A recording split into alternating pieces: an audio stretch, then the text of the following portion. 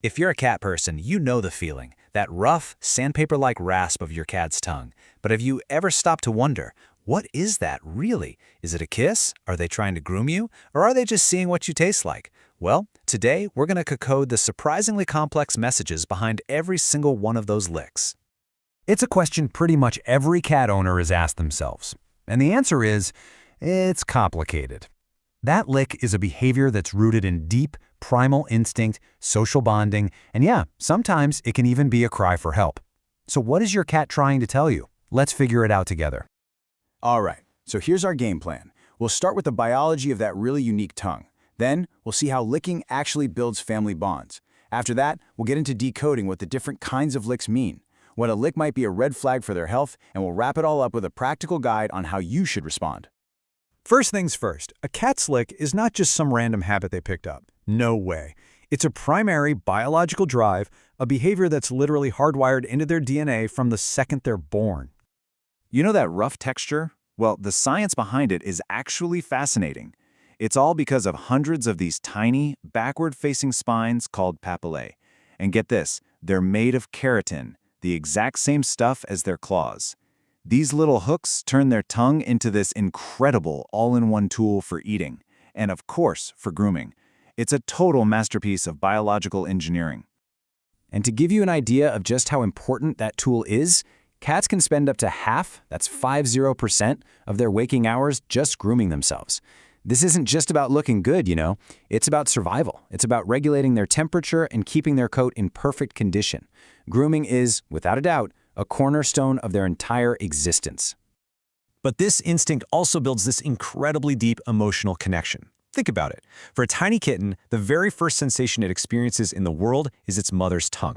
That lick actually stimulates its breathing and cleans it off. And that creates this powerful, lifelong association in their brain. From that moment on, licking is basically hardwired to mean safety, comfort, and love. Okay, so we get the primal instinct part, but how does that transform into a social language? Well, licking becomes the primary way your cat builds relationships and decides who's in and who's out of their exclusive inner circle.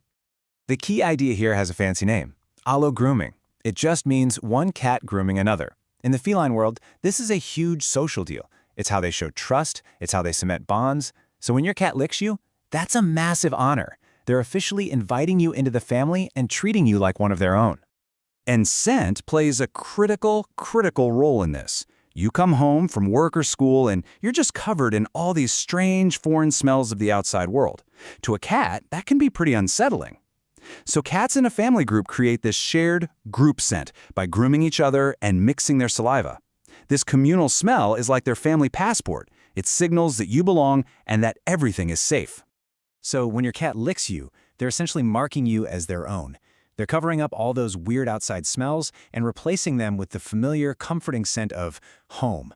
It's this profound gesture that's saying two things at once. I love you, and also, I need you to smell right so that I can feel secure. So now that we understand the deep-seated reasons, let's get into what these licks actually mean in the moment. Because a lick isn't always about affection.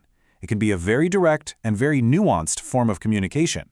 And trust me, the meaning can change dramatically depending on the context. Let's use our decoder here. Are you getting those gentle, slow licks while your cat is purring, maybe making biscuits? That's the good stuff. That is pure affection and bonding. But what about persistent licks and they're leading you towards the kitchen? That's a pretty clear request for food. Now pay close attention to this one. Frenzied or intense licks with a stiff body and a lashing tail, that's a warning sign. It means they're overstimulated. And finally, excessive compulsive licking, that's a major red flag we're going to talk more about in a second. This also helps us understand the super common but very confusing lick bite. This is not random aggression. It's not your cat being a jerk. It's a communication breakdown. Your cat probably gave you subtle warnings first, like a twitching tail or ears going flat, that you just missed. The intense licking was the final warning. That little bite is just the clearest way they have of saying, okay, I've had enough, you need to stop now. All right, now we need to shift gears and talk about something more serious. We need to talk about when licking isn't just a cute quirk, but a symptom of a deeper problem. A sudden change in your cat's licking habits, especially if it becomes excessive, is something you should absolutely never ignore. There are two main types to watch out for here. First, there's stress licking. Think of this like a nervous habit, a temporary way for a cat to calm itself down. If there's a new pet in the house or you've just moved, but if that stress doesn't go away, it can spiral into something called psychogenic alopecia. That's a true compulsive disorder, where the licking becomes this ingrained habit that's hard to break, and it often leads to bald patches and skin problems. And this is so important. Before you just assume it's behavioral, you have to rule out medical causes with a vet.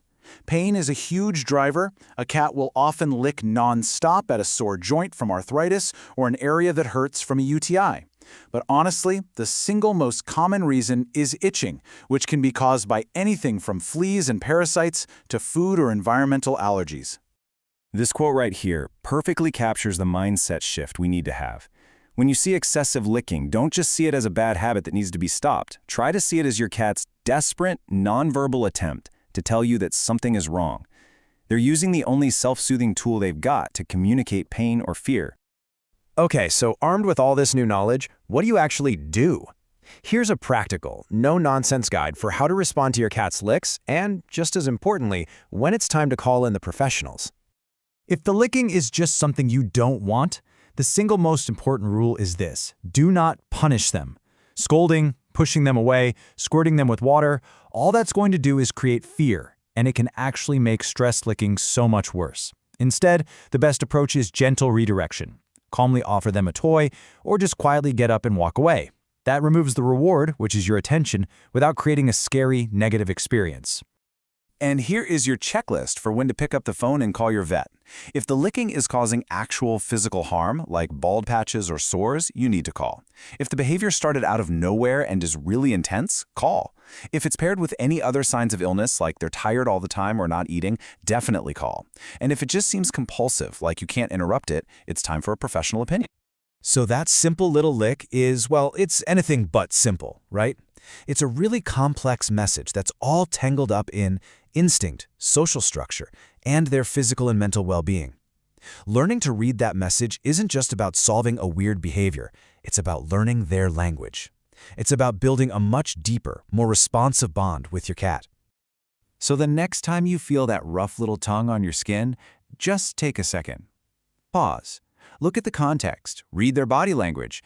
Now that you know the language, what is your cat really trying to tell you? The answer might just surprise you.